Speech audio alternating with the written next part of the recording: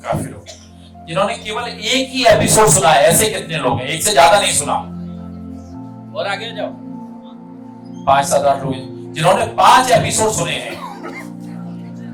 मैं जानता हूं, मेरा भगवान जानता, तीसरे को मैं बताना नहीं चाहता। सच्चाई यही होती है। मैं जानता हूं, मेरा भगवान जानता, तीसरे को मैं बताना नहीं चाहता।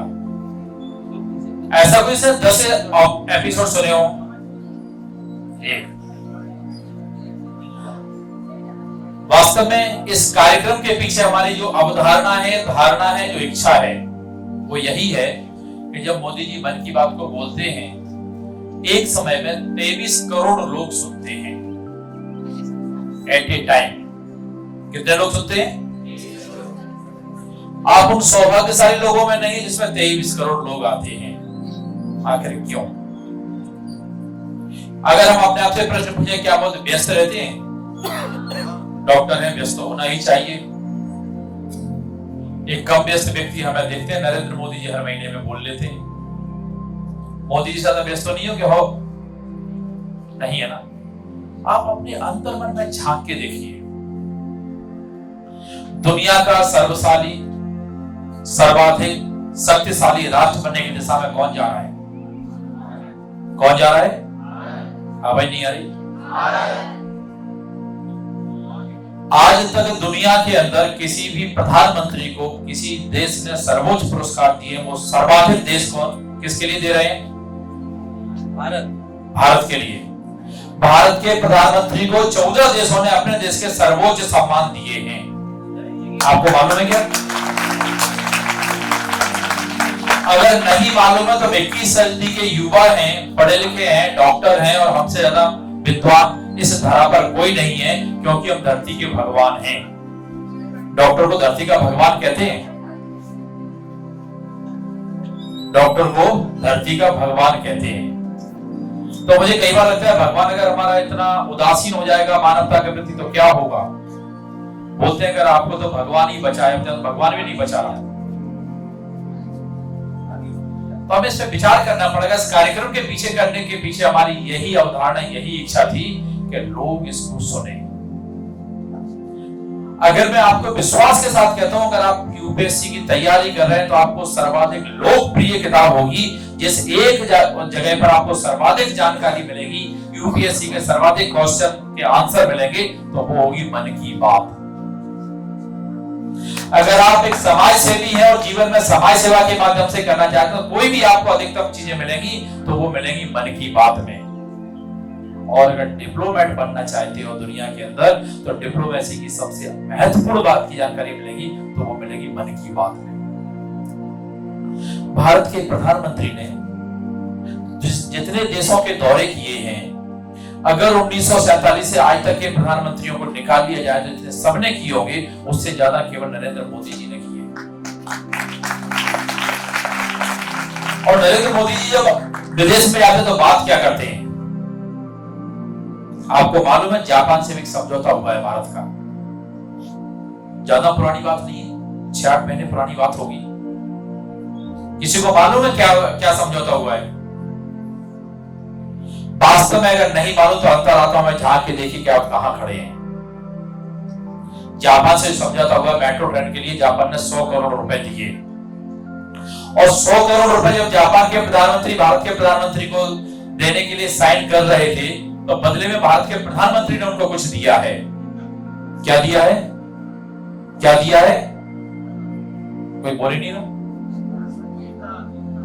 श्रीमद् भागवत गीता।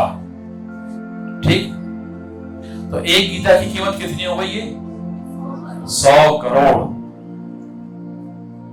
आपके पास है क्या गीता? किस किस के पास है भाई? 100 करोड़ रुपए तो उसकी जेब में रखिए। चलिए, उस गीता के पेज पर के कभी आपने देखा है क्या? शायद बहुत कम लोगों ने देखा हो। देखा है तो मैं उनको प्रणाम करता हूं, बहुत सौभाग्यशाली है वो, और हम सौभाग्यशाली कैसे व्यक्ति के सामने बैठ के बात कर रहे हैं। वास्तव में इस पर विचार करना पड़ेगा। लोगों ने मजाक में यहाँ कहा देश के अंदर कि जब जापान ने उनको 100 करोड़ रुपए साइन किए तो उसके बदले में गीता दी। अब मोदी जी तो भारत वापस आ गए। जापान के प्रधानमंत्री ने फिर गीता पढ़ना शुरू किया, तो गीता में क्या लिखा होगा? क्या तेरा है क्या मेरा है। मतलब क्या लेके आया था, क्या लेके जाएगा। तो 100 करोड़ वापस मत मांगना, ना तेरा है ना मेरा है, क्या है ये। तो वास्तव में हमें अपने देश के आध्यात्म को समझने की आवश्यकता है। एक आज बहुत चर्चा चल रही है आर्टिफिशियल इंटेलिजेंस की, हर चीज आर्टिफिशियल इंटेलिजेंस पर होगी। दूसरी तरफ दुनिया के देश चिंता करने लगे कि आर्टिफिशियल इंटेलिजेंस देश के लिए विध्वंसक हो जाएगी। हम लोगों ने पिक्चर देखी होगी जिसमें पहले डायनासोर बनाए, फिर मनुष्यों को खाने लगे, वही मनुष्य ने बनाया, बाद में खाने लगे। तो आर्टिफिशियल इंटेलिजेंस फ्यूचर में इस तरह की समस्या लेकर के आने वाली है। बहुत चिंतन चल रहा है दुनिया के अंदर। हम लोग भी विचार कर रहे थे कि आर्टिफिशियल इंटेलिजेंस से कैसे बचा जाएगा, क्या किया जाएगा। तो हम लोगों ने कहा कि अगर आर्टिफिशियल इंटेलिजेंस को सही दिशा में ले जाना है तो हमें चलना पड़ेगा AI फॉर्मूला में, आध्यात्मिक आर्टिफिशियल इंटेलिजेंस। आप तो आयुर्वेद के लोग, आप तो जानते हो इस बात को। आध्यात्मिक आर्टिफिशियल इंटेलिजेंस भी होता है। तो इन सारी चीजों पर बात करने में सारे विषय प्रधानमंत्री नरेंद्र मोदी जी अपनी चर्चा में कहते हैं, और जब अपनी चर्चा में कहते हैं तो वास्तव में कहते नहीं है, उस पर देश चलने लगता है और वो देश सफल होता है दुनिया में उस देश की बात सुनी जाती है जिस देश के नागरिक अपने नेतृत्व पर विश्वास करके उस पर चलने लगते हैं। लेकिन एक विश्वास उस नेतृत्व को भी बनाना पड़ता है। तो सौभाग्यशाली हम लोग हैं, हम जो ऐसे समय में इस देश में युवा के रूप में खड़े हैं जब हमारे देश पर सारी दुनिया विश्वास करने के लिए तैयार है। मैं तो थोड़ा सा गैप फिलर के रूप में काम कर रहा था, अब असली नायक आ चुके हैं। आदरणीय अनिल जी खड़े हो जाइए। अनिल उपाध्याय जी हैं। वैसे तो काम और किसी का होगा, लेकिन मैं खड़ा हूं तो मैं ही करा देता हूं उनका परिचय। अनिल उपाध्याय जी मोरना के छोटे से गांव के रहने वाले हैं। नाम है तमरसा, दसमा। आबादी होगी 1000-1500 की। अब उसमें तो बहुत छोटी रही होगी। आवागमन के साधन आज भी उतने नहीं है कि आसानी से आप पहुंच सको। बड़ी कार लेके पहुंचो तो मुश्किल होगा।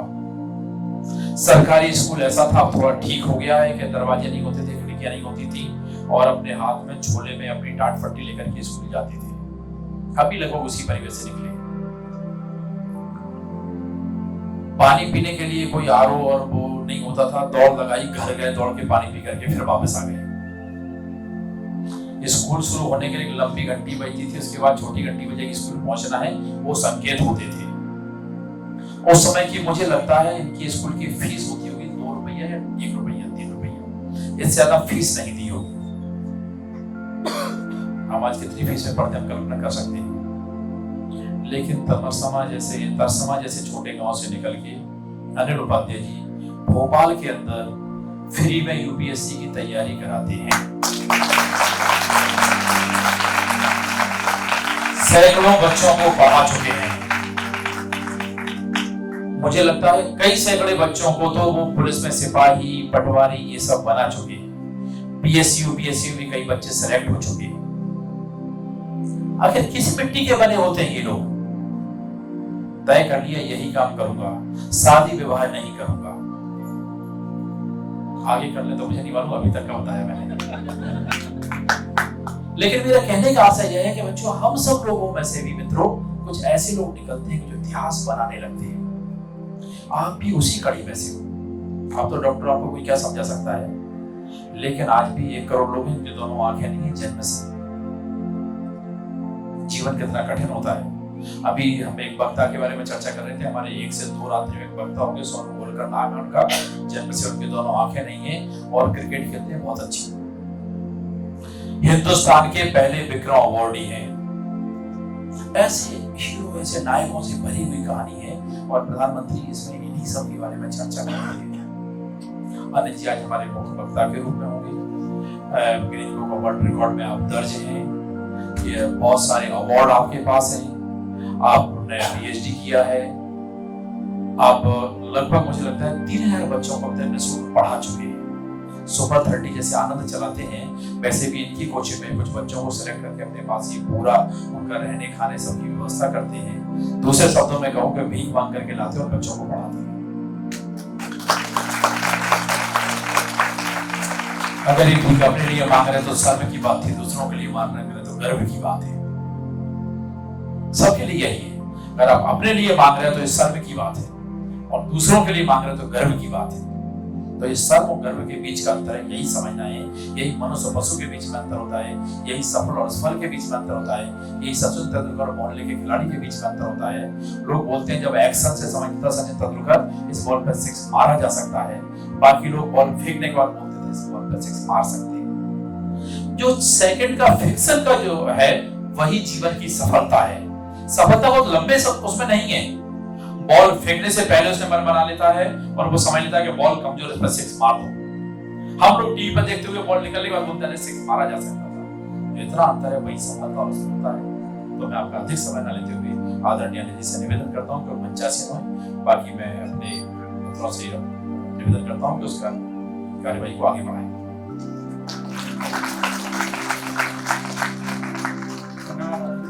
जैसा कि अभी आप सुन रहे थे, इस कार्यक्रम के सूत्रधार परमादरणीय डॉक्टर राघवेंद्र शर्मा जी को, आपका व्यक्तित्व बड़ा ही सरल सहज है एवं कार्यशैली अत्यंत उत्तम। जैसा कि देखा कि अभी हम आदरणीय का इंतजार ही कर रहे थे जब तक आप प्रवेश कर गए, तो इसी परंपरा में स्वयं उन्होंने बड़े ही सुंदर ढंग से, सुंदरतम तरीके से आदरणीय का परिचय दिया। मैं बहुत आभारी हूँ। मैं अब इस कार्यक्रम के अध्यक्ष के रूप में आमंत्रित करना चाहूंगा। उससे पहले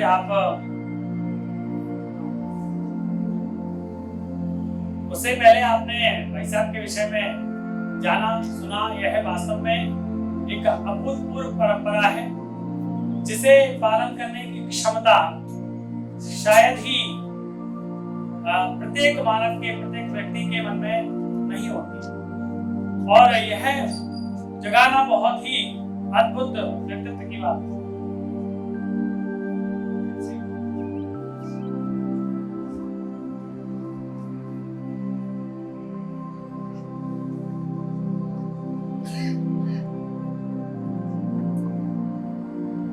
इसमें मैं थोड़ा सा परिचय आपको इस क्रम का करा देता हूँ एक बार। उनसे भी यह हमारी कड़ी है इस मन की बात मैराथन सेमिनार, जो कि नॉट आउट 100 है। 100 घंटे, 100 वक्ता और 100 संकल्प, इस तारतम्य में, इस श्रृंखला में यह जायमान है। अनवरत निरंतर यह चल रही है 23 तारीख के प्रातः 8 बजे से, और अंतिम एपिसोड तक यह चलती रहेगी। और निश्चित रूप में हम प्रत्येक बार, प्रत्येक श्रृंखला में जब हम नए वक्ता को उस संख्या की, मन की बात के साथ सुनते हैं, तो निश्चित रूप में हर बार एक नए प्रकार का एक अद्भुत संकल्प हमारे सामने उद्धृत होता है। और वह संकल्प न केवल हमारे लिए सुनने या श्रोत सुख का अनुभव कराता है, श्रोत सुख का, अपितु वह हमारे जीवन में नवीन एक ऊर्जा का संचार करता है कि हाँ, आदरणीय प्रधानमंत्री जी ने हमारे जीवन से संबंधित ऐसा कहा, या भारत देश के विषय में ऐसा कहा, और उसको बड़े सुंदर ढंग से हमारे वक्ता यहाँ पर रिकॉर्ड कर रहे हैं, या उसको उद्धृत करके सारी बात कर रहे हैं। साथ ही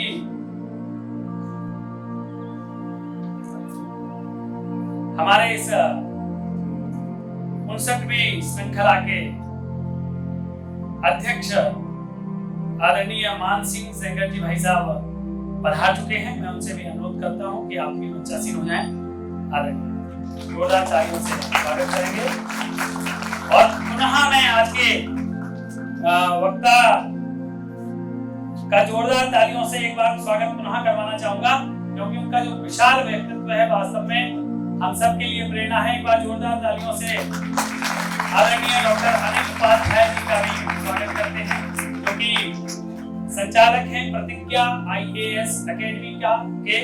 आपने उनका परिचय विस्तारित स्वरूप में पहले सुना है, अभी तो उसमें पृष्ठपोषण की आवश्यकता नहीं है। मैं विशिष्ट अतिथि के रूप में आमंत्रित करना चाहूंगा आदरणीय राजेश शुक्ल जी को, जो कि पूर्व बाल कल्याण समिति के अध्यक्ष हैं, समाज सेवी हैं। आप आमंत्रित हैं, जोरदार तालियों से महोदय का स्वागत करेंगे।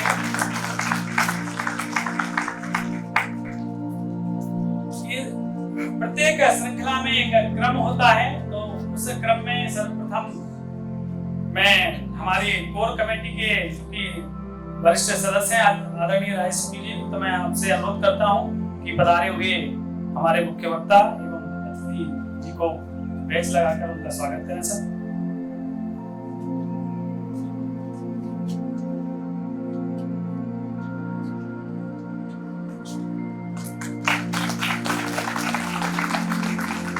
प्रत्येक कड़ी में एक क्रम है, वही बात मैं कह रहा था कि एक क्लिप जो कि मन की बात पर 59वें नंबर 59वें अंक में कही गई है आदरणीय प्रधानमंत्री जी के द्वारा, उसे हम सुनाएंगे और उसी से संबंधित चार क्वेश्चन होंगे। मेरे प्यारे देशवासियों, मैं नमस्कार। 2019 की विदाई की थोड़ा एक मिनट मैं आदरणीय संदीप दुबे जी से अनुरोध करूंगा कि आप राजेश जी को ओके ठीक है। अब हम उस क्लिप को सुनेंगे और उसी से तत्संबंधित विचार विस्तार स्वरूप में आदरणीय डॉक्टर अनिल उपाध्याय जी से सुनेंगे। तो आप क्लिप चालू। मेरे प्यारे देशवासियों, नमस्कार। 2019 की विदाई की पल हमारे सामने है। 3 दिन के भीतर भीतर 2019 विदाई ले लेगा और हम न सिर्फ 2020 में प्रवेश करेंगे, नए साल में प्रवेश करेंगे, नए दशक में प्रवेश करेंगे, 21वीं सदी के तीसरे दशक में प्रवेश करेंगे। मैं सभी देशवासियों को 2020 के लिए हार्दिक शुभकामनाएं देता हूं। इस दशक के बारे में एक बात तो निश्चित है, इस पर देश के विकास को गति देने में वो लोग सक्रिय भूमिका निभाएंगे जिनका जन्म 21वीं सदी में हुआ है, जो इस सदी के महत्वपूर्ण मुद्दों को समझते हुए बड़े हो रहे हैं। ऐसे युवाओं के लिए आज बहुत सारे शब्दों से पहचाना जाता है। कोई उन्हें मिलेनियल्स के रूप में जानता है, तो कुछ उन्हें जनरेशन जेड या तो जेन जेड ये भी कहते हैं। और व्यापक रूप से एक बात तो लोगों के दिमाग में फिट हो गई है कि ये सोशल मीडिया जनरेशन है। हम सब अनुभव करते हैं कि हमारी ये पीढ़ी बहुत ही प्रतिभाशाली है। कुछ नया करने का, अलग करने का उसका ख्वाब रहता है, उसके अपने ओपिनियन भी होते हैं। और सबसे बड़ी खुशी की बात यह है, और विशेषकर से मैं भारत के बारे में कहना चाहूंगा, इन दिनों युवाओं को हम देखते हैं तो वो व्यवस्था को पसंद करते हैं, सिस्टम को पसंद करते हैं। इतना ही नहीं, वे सिस्टम को फॉलो भी करना पसंद करते हैं। और कभी कहीं सिस्टम प्रॉपरली रिस्पॉन्ड न करे तो वे बेचैन भी हो जाते हैं और हिम्मत के साथ सिस्टम को सवाल भी करते हैं। मैं इसे अच्छा मानता हूं। एक बात तो पक्की है कि हमारे देश के युवाओं को हम ये भी कह सकते हैं अराजकता के प्रति नफरत है, अव्यवस्था, अस्थिरता, इसके प्रति उनको बड़ी चीड़ है। वे परिवारवाद, जातिवाद, अपना पराया, स्त्री पुरुष, इन भेदभावों को पसंद नहीं करते। कभी कभी हम देखते हैं कि हवाई अड्डे पर या तो सिनेमा के थिएटर में भी अगर कोई कतार में खड़ा है और बीच में ही कोई घुस जाता है तो सबसे पहले आवाज उठाने वाले युवा ही होते हैं। और हमने तो देखा है कि ऐसी कोई घटना होती तो दूसरे नौजवान तुरंत अपना मोबाइल फोन निकाल करके उसकी वीडियो बना देते हैं और देखते ही देखते वो वीडियो वायरल भी हो जाता है और जो गलती करता है वो महसूस करता है कि क्या हो गया। तो एक नए प्रकार की व्यवस्था, नए प्रकार का युग, नए प्रकार की सोच, इसको हमारी युवा पीढ़ी परिलक्षित करती है। आज भारत को इस पीढ़ी से बहुत उम्मीदें हैं। इन्हीं युवाओं को देश को नई ऊंचाई पर ले जाना है। स्वामी विवेकानंद जी ने कहा था, my faith is in the younger generation, the modern generation, out of them will come my workers. उन्होंने कहा था, मेरा विश्वास युवा पीढ़ी में है। इस आधुनिक जनरल। आपने जो 59 क्रमांक की क्लिप सुनी है, अब मैं बड़े ही सम्मान के साथ आदरणीय डॉक्टर अनिल उपाध्याय जी को आमंत्रित करता हूं। आप पधारें और आप अपने इस क्लिप से संबंधित मनोगतों को अपने मनोगतों में परिवर्तित कर हम सभी के समक्ष उपस्थापित करें। आदरणीय, आपका मंच पर स्वागत है।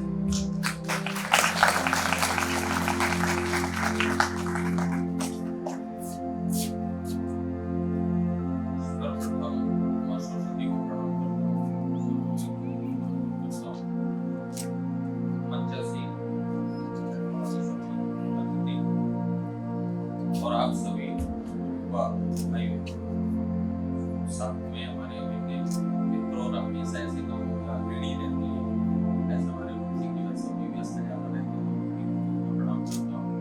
और खास करके ये जो कार्यक्रम चल रहा है 100 घंटे 100 वक्ता 100 सत्य, मुझे लगता है कि ये कार्यक्रम दुनिया का अद्भुत कार्यक्रम है।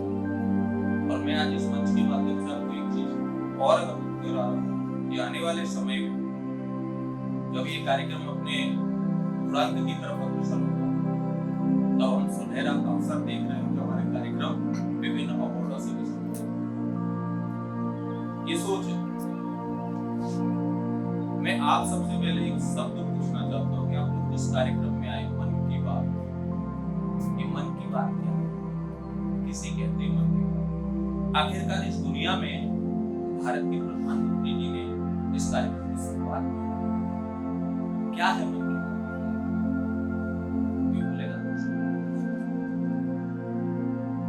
किसे कहते हैं मन की बात? अच्छा, आपको सिर्फ बस सभी का पता नहीं, उनका पता नहीं, उन्हें हाथ नहीं उठाया। अभी हम क्लिप देख रहे थे जिसमें बात की हुआ कहते चले हंस की चाल जवानी उसको कहते हैं, जो बुझते दीप जलाए रवानी उसको कहते हैं, और जो पग पग बांधे चले आंखें जवानी उसको कहते हैं। जिसमें मैं राघव जी सबको धन्यवाद देना चाहता हूँ उनके हर एक कार्यक्रम में, खास करके रूप सिंह सबको धन्यवाद देना चाहता हूँ कि ये लोग समाज के लिए रुचि को मिशन लेकर और निस्वार्थ भाव से। तो आप बताइए, जो मन की बात और युवा की परिभाषा तो मैंने आपको दे दी, पर ये बताओ मन की बात यशस्वी प्रधानमंत्री जी ने क्यों शुरुआत की? ये मन की बात होती क्या है? क्योंकि मेरे ऊपर एक एलिगेशन है सीधा सीधा कि मैं यूपीएससी बीएससी वालों को पढ़ाता हूं, तो पहले कॉन्सेप्ट को क्लियर करो। अगर कॉन्सेप्ट क्लियर नहीं होगा तो हम देश में आगे जाएंगे कैसे? तो मैं आप सबसे पूछना चाह रहा हूं, ये बताओ मन की बात क्या है? इस कार्यक्रम में आप आए हो, इस कार्यक्रम से आप जुड़े हो, इस कार्यक्रम में आप बैठे हुए हो, आप सब इसके साक्षी भी बन रहे हो, लेकिन ये मन की बात है क्या? कोई भी बोलो। और आप ये सोच के कभी नहीं बोलना कि मैं गलत बोल रहा हूँ। इस सभी बच्चा गिरा नहीं होता, बच्चा उठ के चला नहीं होता, बच्चा उठ के चला नहीं होता, बच्चा दौड़ा नहीं होता, बच्चा दौड़ा नहीं होता तो पीटी उषा के रूप में धरती पर विद्यमान। मैं भी क्लिप देखा, उस क्लिप के ओवरऑल जाइए तो मूल्यांकन ये निकल के आता है कि नए साल की बधाई देने के साथ साथ माननीय प्रधानमंत्री जी ने कहा कि हे युवा मित्रों, अब 21वीं सदी तुम्हारे हाथों में। मैं तुम्हें शुभकामनाएं प्रेषित कर रहा हूं कि जो आने वाला भारत है, उस भारत में जो तिरंगा फहराने का जज्बा है, और तिरंगा किस दम पे? विकास की दम पे, व्यवस्था की दम पे, अनुशासन की बात। ये सब आप तो आप बताइए ना, मन की बात क्या है?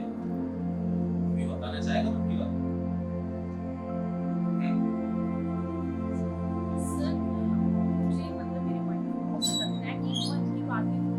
ग्राउंड लेवल से होना चाहते हैं कि बेसिकली मतलब जैसे इंडिया जो है काफी टाइम से बात से जुड़ तो सब रहे, मैं सिर्फ इतना जानता हूँ मन की बात क्या है। और भारत के प्रधान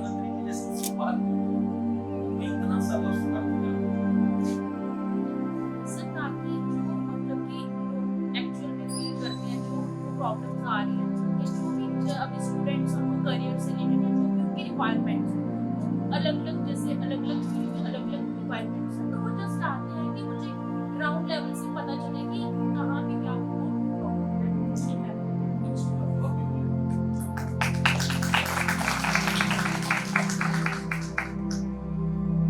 बताता हूँ आपके मन की बात। एक बालक, एक नौजवान, एक देश का व्यक्ति जब समाज के लिए कुछ करता है, जब वो घर के लिए कुछ करता है, जब वो किसी भी जगह, चाहे वो कृषि का क्षेत्र हो, गेम्स का क्षेत्र हो, साइंस एंड टेक का क्षेत्र हो, किसी भी फील्ड का, जब वो उसमें सीमित संसाधन ना होने के बावजूद भी इनोवेशन करता है, तो उसके मन में एक प्रश्न चलता है कि वो दिन कब आएगा जब कोई मेरे मन में चलने वाली बात मुझे फोन लगा के पूछेगा और कहेगा तुम कैसे हो। इसके लिए मन की बात भारत के प्रधानमंत्री जी ने चालू की, तब जाकर के उत्तर पश्चिम उत्तर दक्षिण में आप सुनते होंगे एक एक व्यक्ति से, एक एक बहन से, एक एक भाई से वो डायरेक्ट कनेक्ट होकर के कि आपका एक छोटा सा योगदान भारत को विश्व बनाने की तरफ प्रोत्साहन करने का काम। ये बात किसके मन में चल रही थी? उस नौजवान व्यक्ति के मन में जो अपनी जवानी को क्या कर रहा था, उस कार्य में लगाए हुए था, निरंतरता बनाए हुए था।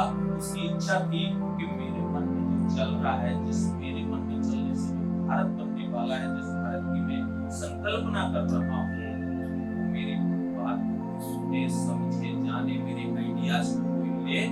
ये आइडियाज लेने का काम, संग्रह करने का काम इस दुनिया में किसी ने किया तो भारत के यशस्वी प्रधानमंत्री नरेंद्र मोदी। इसे कहते हैं मन की बात। दूसरा अनुशासन। अनुशासन क्या है और अनुशासन जीवन के लिए क्यों जरूरी है, कोई बताए? आज यदि हम कहेंगे नौजवान पीढ़ी बहुत आगे बढ़ी, इसमें कोई दो राय नहीं है, लेकिन अनुशासन की भी हो गई है, ये कहने में मुझे कोई हर्ज नहीं। तो आप बताइए अनुशासन क्या है? अनुशासन और जीवन में क्यों आवश्यक है अनुशासन? और आखिरकार भारत के प्रधानमंत्री जी ने अनुशासन की बात क्यों की? बताइए, भारत के प्रधानमंत्री जी इस बात को क्यों बात? अनुशासन जीवन जीने से न केवल शरीर स्वस्थ रहता है, बल्कि मस्तिष्क भी स्वस्थ रहता है और एक जब जीवन की दिनचर्या बन जाती है। इसमें बहुत अच्छा उदाहरण आपको बताता हूँ। गांधी जी गुड़ खाते थे। एक माँ अपने बच्चे को लेकर उनके पास आश्रम में आई और उन्होंने कहा कि बापू ये मेरा बालक। तो बापू ने कहा कि इसे 3 दिन बाद लेके आए। 3 दिन बाद वो महिला 200 मील की दूरी तय करके आती है। बापू कहते हैं बेटा को खाया, नाम था, माँ दिल मिला। माँ ने कहा बापू यही बोलना था 3 दिन पहले भी। बोला माँ बुरा मत मानना, मैं गुड़ खाता था, पहले मैंने सोचा मैं इसे छोड़ सकता हूँ क्या? यदि मैं छोड़ सकता हूँ तो मैं इस बच्चे से कहने का अधिकार है और इसलिए अनुशासन बहुत जरूरी है। आप किसी भी सफल व्यक्ति की स्टोरी, किसी भी व्यक्ति की बात आप देखेंगे कि उसके पूरी प्लानिंग में एक प्लानिंग में होगी वो अनुशासन। उसको उठने का टाइम फिक्स, वो सब चीजों से समझौता कर सकता है, लेकिन अपनी दैनिक दिनचर्या से कभी समझौता, और इसीलिए विश्व का महान होगी। अनुशासन आवश्यक और सुशासन में जाना, जिसकी कल्पना हमारे भारतीय प्रधानमंत्री ने की। तो सुशासन से पहले क्या होना चाहिए जीवन? अनुशासन। और उस अनुशासन को चरितार्थ करने के लिए आपको क्या करना पड़ेगा? कठोर परिश्रम। अगर आप कठोर परिश्रम करेंगे और अनुशासन का पालन करेंगे तो आप स्वयं इस बात को समझेंगे कि आप एक युवा होने के साथ साथ एक राष्ट्र के विकास के पूरी बहुत आवश्यक। मन की बात कार्यक्रम में जो निरंतरता बनी हुई, जो लोग दूर गांव में काम कर रहे हैं, आज आपने देखा एक बहुत अच्छी बात इस एपिसोड में बोले, सोशल मीडिया। ये सोशल मीडिया क्या है बताएगा? ये सोशल मीडिया का तुम्हारी लाइफ में क्या उपयोग है? ये सोशल मीडिया आपके जीवन को कैसे अनुशासन विहीन बना रही है? देखिए कनेक्टिविटी देखिए आप, उन्होंने सोशल मीडिया की बात की, उन्होंने नौजवान की बात की, युवा की, और साथ में इन दोनों के बीच में उन्होंने बात की अनुशासन। तो मैं आप सबसे पूछना चाहता हूँ, आप बताइए कि सोशल मीडिया क्या है और इस सोशल मीडिया का उपयोग क्या है? आज आप बहुत सौभाग्यशाली हो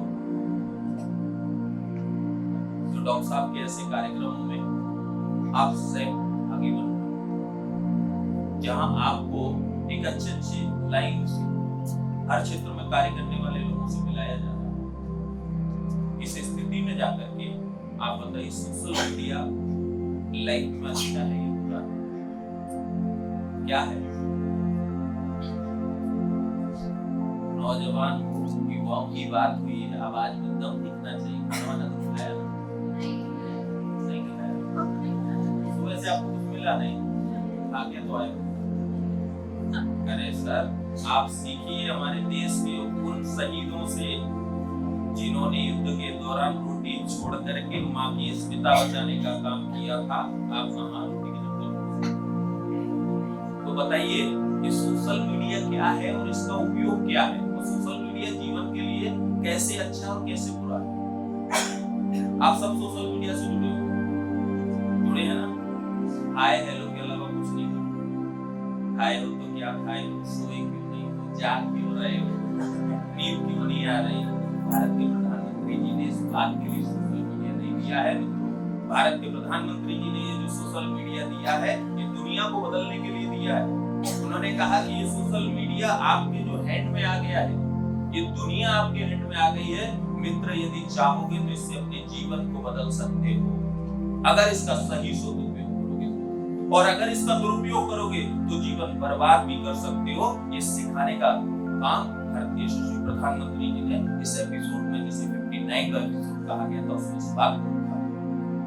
आज सोशल मीडिया का उपयोग आप लोग क्या समझ बैठे हैं? व्हाट्सएप चैट, मुझे तो नाम भी याद नहीं रहते, इतने सारे सोशल मीडिया है। अगर कोई व्हाट्सएप पे नहीं मिल रहा है तो फेसबुक पे मिल जाता है, फेसबुक पे नहीं मिल रहा है तो चैट बैट पता नहीं क्या क्या चालू हो गया। मित्र, ऐसा नहीं है कि टेक्नोलॉजी में जानता नहीं, पर मैं उस टेक्नोलॉजी के दरवाजे को पहचानता हूँ जिससे मैं राष्ट्र में योगदान दे सकूं। मैं उस दरवाजे को नहीं पहचानता जिससे मेरा राष्ट्र मेरे योगदान के बिना ही अपने पर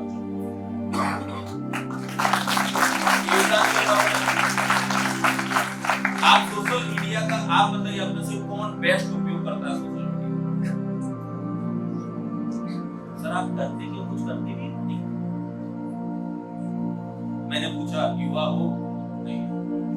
पूछा अनुशासन है, बोला वो भी नहीं है। फिर बात की सोशल मीडिया को जानते हो, हाँ ऐसा बच्चा सुना तो है, पर कहाँ पैदा हुई है? तब करते क्या? कहाँ खोए हुए? सर सोचो, आज से 2 दिन पहले का समय, चंद्रयान वाला सबको याद होगा। अगर ये सोशल मीडिया ना होता तो ये चंद्रयान घर नहीं देख रहे। ये गौरव का क्षण था हमारे लिए, और आप जैसे कई नौजवानों ने उसके उतरने में महत्वपूर्ण भूमिका निभाई है। सब आप को मानते हो कि नहीं मानते? ये काम किसने किया? Social media. आज हम प्रधानमंत्री जी को अपने पास सुन पा रहे हैं, ये काम किसने किया? आज हम अपनी किसी बात को रख पा रहे हैं सोशल चाहे वो भ्रष्टाचार से जुड़ा हो, चाहे वो किसी सहयोग की बात हो। आजकल तो सोशल मीडिया का कितना अच्छा उपयोग है कि ट्रेन में आप जाते हो, सारा पेमेंट करते हो, अचानक से वहां बर्थ पे आपको बेड शीट नहीं मिलती, कुछ नहीं मिलती, तो आप तुरंत उसकी कंप्लेंट करते हो। नेक्स्ट स्टेशन पे आपके साथ क्या होता है? पॉजिटिव व्यवहार होता है कि नहीं होता है? किसके कारण? आज सोशल मीडिया की दम पर आप देखिए देश में कितना नया इनोवेशन यूथ ने किया, कितना सारा रोजगार डेवलप हुआ है कि आज हर एक व्यक्ति को, चाहे वो पॉलिटिशियन हो, चाहे वो बिजनेसमैन हो, उसे अपने पास एक सोशल मीडिया हैंडल पर्सन रखना पड़ रहा है कि नहीं रखना पड़ रहा है? इतने महत्वपूर्ण विषय को भारत के प्रधानमंत्री जी ने कहा और आप उस सोशल मीडिया को नहीं समझ पा रहे। ये सोचने वाली बात। तो फिर देश का नौजवान जा कहां है? आप में से सारे लोग सोशल मीडिया यूटिलाइज करते हो, हर एक चीज को जो आपको लगती है देश में चेंज होना चाहिए, हर चीज को आप डालते हो, लेकिन आप सोशल मीडिया को भी किस तरह रील बोले हम कहां बैठ रहे टीवी के साथ ऐसे क्यों? हम कहां मिल रहे हैं? बोला झील के किनारे। पता कभी कभी चलता है कि भोपाल में झील के किनारे सेल्फी ले रहे थे, मोबाइल से नीचे ये सोशल मीडिया का उपयोग।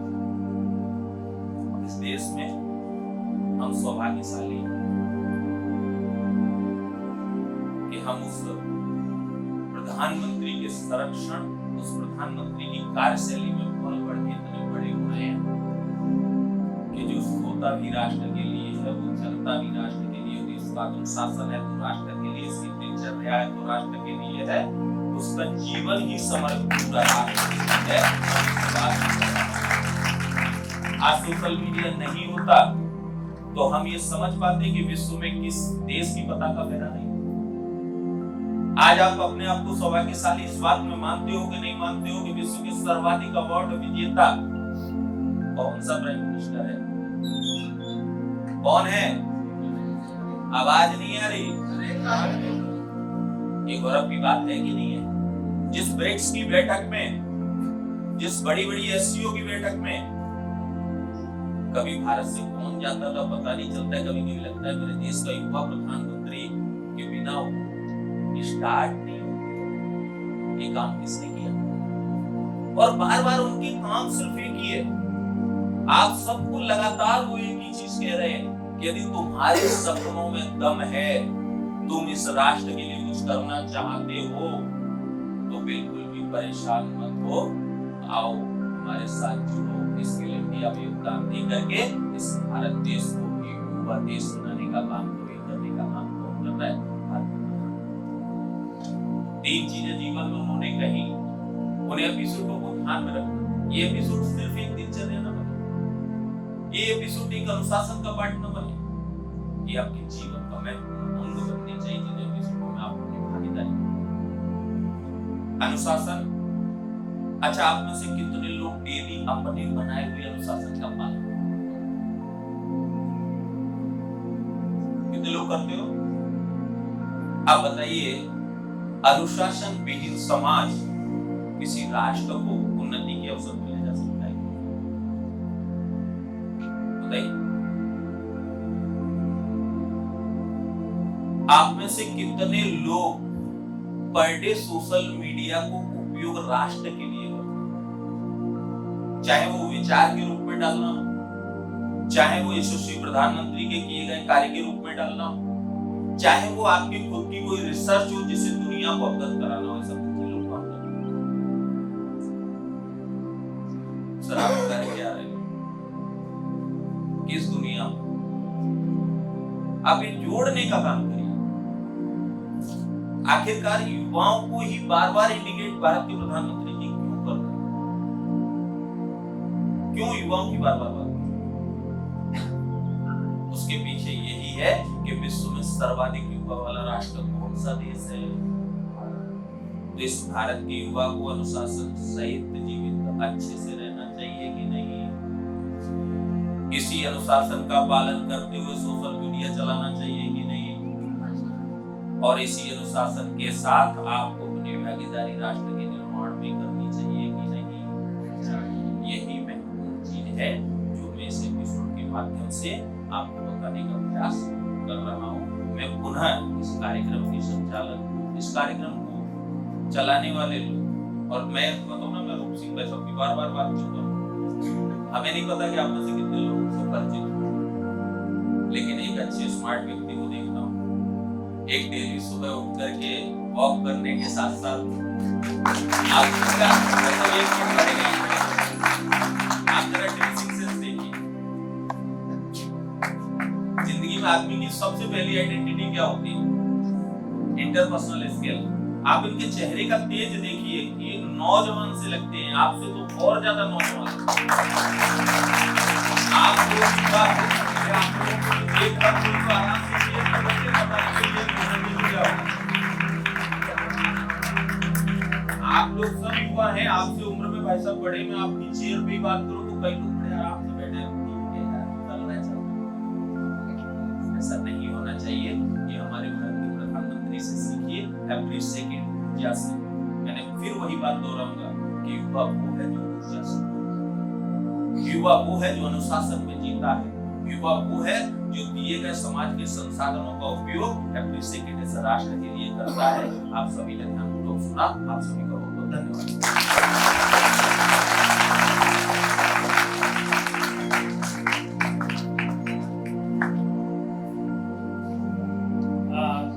बहुत धन्यवाद आदरणीय। अगर आप में से किसी की इस महत्वपूर्ण विषय को सुनने के बाद कुछ जिज्ञासाएं हैं, कुछ अपने प्रश्न हैं, कुछ कौतूहल है, उसका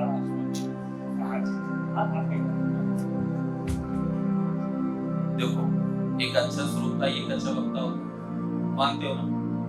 अगर आप जीवित हो, डेड बॉडी नहीं हो, डॉक्टर हो ना, सब जीवित हो ना, तो प्रश्न जरूर पूछना। और मुझे बहुत अच्छा लगेगा यदि आप मुझसे प्रश्न पूछेंगे, पर पूछने के लिए भी युवा होना। पूछिए, क्या प्रश्न है आपका? कोई भी प्रश्न। मैं अपने जीवन में, मेरा राघवन जी वैसा पूरा परिचय दे चुके हैं, पर मैं आपको बताऊं, मैं परमादानी के छोटे भाई जैसा हूं। मैंने कोई अवार्ड नहीं जीता, एशिया इंडिया अवार्ड, लिम्का साहब पाले 96 अवार्ड ले चुके, 2 बार PhD कर। पर आप प्रश्न पूछिए, आपके मन में सोशल मीडिया को लेके हो, आपके मन में युवाओं को लेके हो, आपके मन में अनुशासन को लेके हो। अनुशासन की बात मैं क्यों बार-बार कर रहा हूं? रूप सिंह सब क्या होता है हॉस्टल में लाइफ में जो रहा है ना, वो व्यक्ति क्या करता है, अपना टाइम टेबल बनाता है, टाइम टेबल बना के अपनी डेस्क पे जब पढ़ाई करता है चिपकाता है। अब जैसे ही 2 दिन होते हैं वो कहता है यार ये टाइम टेबल बड़ा डिस्टर्ब करता है, क्योंकि हमने इसमें लिखा था 3 से 4 मुझे पढ़ना है, लेकिन ये तो बड़ा डिस्टर्ब कर रहा है। 5वें दिन अक्सर वो टाइम टेबल क्या होता है, गायब। मैं ये कहता हूँ, एक युवा होने के नाते आपको आपसे ज्यादा कोई नहीं जानता, आपके पेरेंट्स भी नहीं जानते आपको आपसे ज्यादा। तो आप लाइफ में वो सिद्धांत बनाइए, आप लाइफ में अपना वो टाइम टेबल बनाइए जिसमें समझौता मत करना, चाहे जितनी भी प्रॉब्लम आ जाए।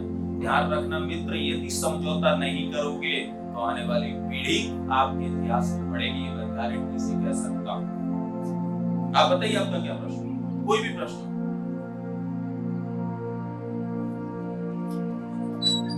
कोई जिंदा नहीं है। हाँ,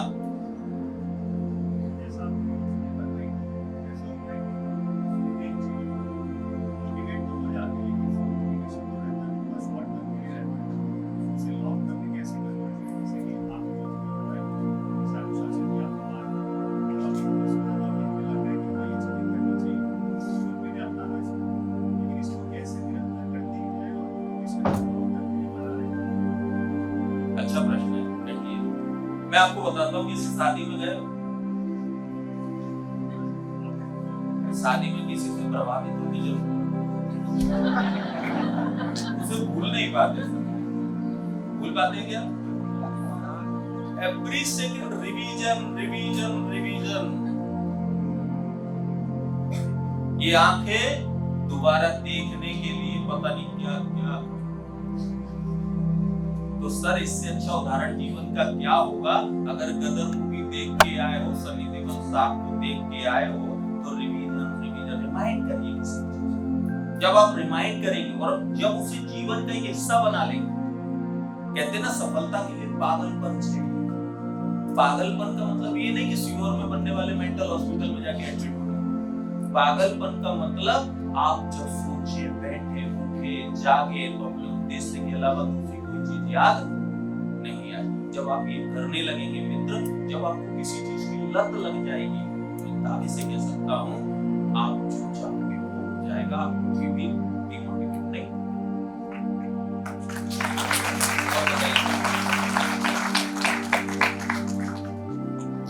और कोई प्रश्न? जी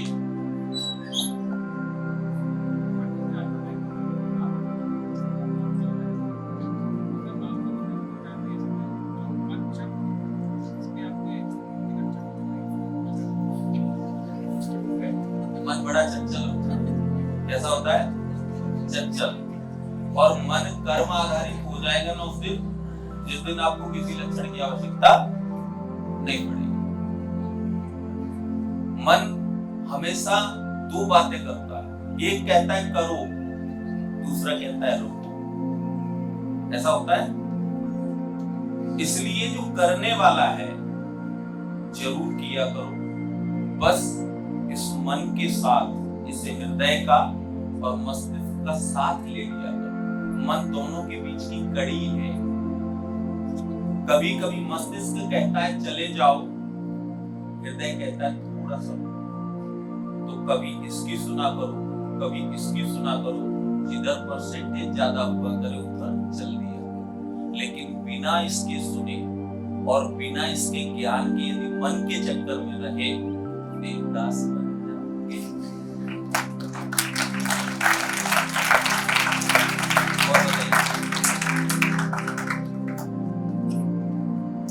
बताइए और कोई प्रश्न? आज पहली बार हो रहा है जब लड़के ज्यादा प्रश्न। भारत के प्रधानमंत्री जी कहते हैं भूलना की चिंगारी है ये भारत की, और नारी बिल्कुल साथ में। कोई प्रश्न है? चलिए, थैंक यू।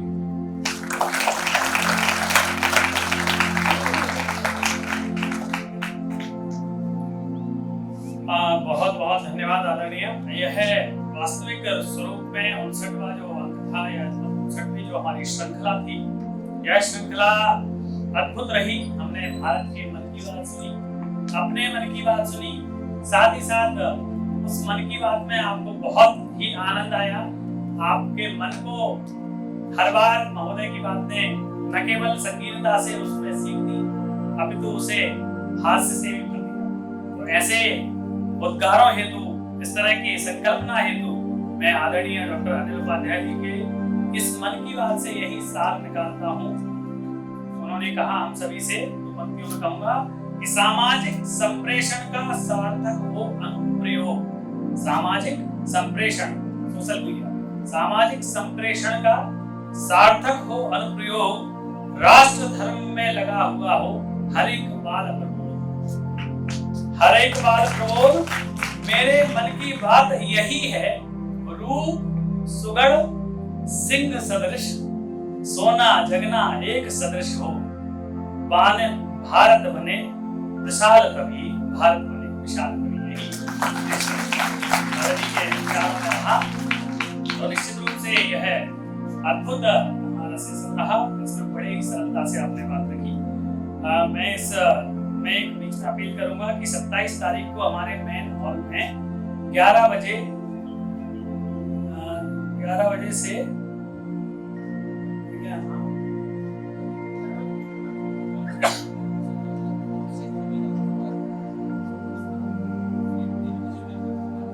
हाँ 11 बजे दिन में सीधा प्रसारण कार्यक्रम रहेगा। तो वहां आप आपकी उपस्थिति प्रार्थनीय है। आप सभी 27 तारीख को 11 बजे उपस्थित हो।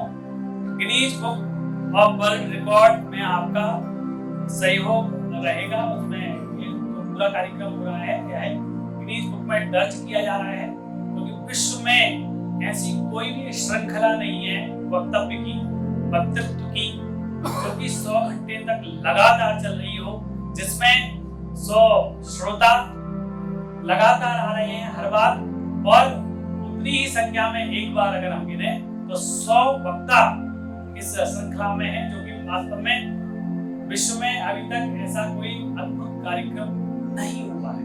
और यह अद्भुत है, अभी तक अकल्पनीय भी था और आप सभी की उपस्थिति से यह निश्चित रूप से सिद्ध हो रहा है, क्योंकि कहा भी गया है कि संकल्प सिद्धिदायक। हमने अगर संकल्प किया है तो सिद्धि होगी। पार्वती की कथा में है, उन्होंने संकल्प किया वरण करूंगी तो शिव को करूंगी, नहीं तो नहीं करूंगी। और जब यह संकल्प हुआ तो सिद्धि हुई। तो यही कहा गया है कि संकल्प सिद्धि की ओर ले जाता है। मैं पुनः आभार व्यक्त करता हूँ आज के हमारे वक्ता तथा अध्यक्षता कर रहे आदरणीय सेंगर जी का, कि आपने इस सत्र को उत्तम रूप से चलाया। साथ ही साथ हमारे श्री राजेश शुक्ल जी का, उनकी विशिष्ट अतिथि के रूप में विराजमान है, कमेटी के सदस्य हैं आप। मैं आपसे अनुरोध करता हूं कि अंत में आप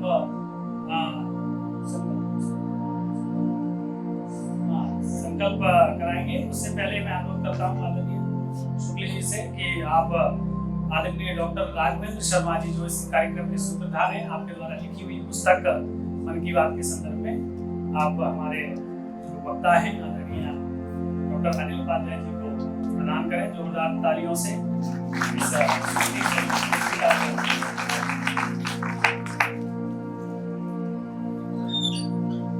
और एक लेखनी इस मन की बात श्रृंखला की स्वर्ण लेखनी, स्वर्ण मई अथवा स्वर्ण रंगीन भूषिता, तो स्वर्ण रंग की लेखनी आप यहाँ दी जा रही है आदरणीय स्मृति चिन्ह के स्वरूप। तो बहुत बहुत धन्यवाद।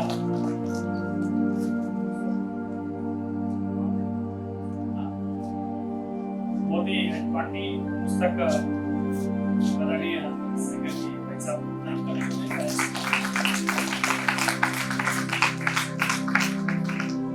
आपका यह सब समाप्त होने के बाद भी आप हमारे यहाँ पर आयुर्वेद कॉलेज से खुशीलाल आयुर्वेद कॉलेज के साथ यही बैठे रहेंगे और संकल्प के बाद हमारे अतिथि हैं प्रस्ताव करेंगे। संकल्प राजेश से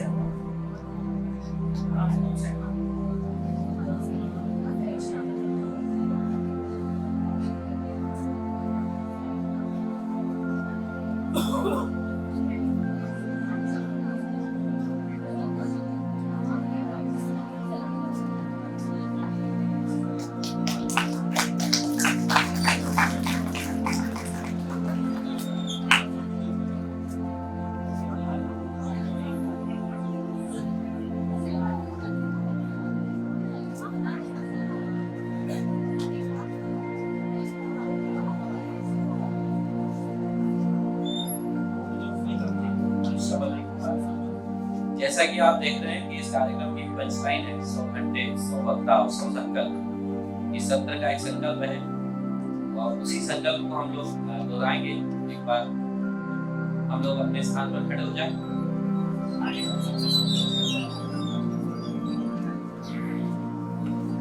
और शपथ मुद्रा में आ जाएं। दाहिना हाथ आगे। मैं जो कहूँगा आप पीछे मैं संकल्प लेता हूँ कि अपने आचरण के द्वारा अपने आसपास के वातावरण में सकारात्मक मनोस्थिति का प्रसार करूंगा एवं आजीवन अपने सकारात्मक विचारों से लोगों के मनोबल को बढ़ाने का प्रयत्न करूंगा। जय हिंद। आप लोग अपने अपने स्थान पर विराजित हो जाएं और निश्चित रूप से यह एक बड़ा औपचारिक सत्र रहा। तो हमारे अतिथियों से निवेदन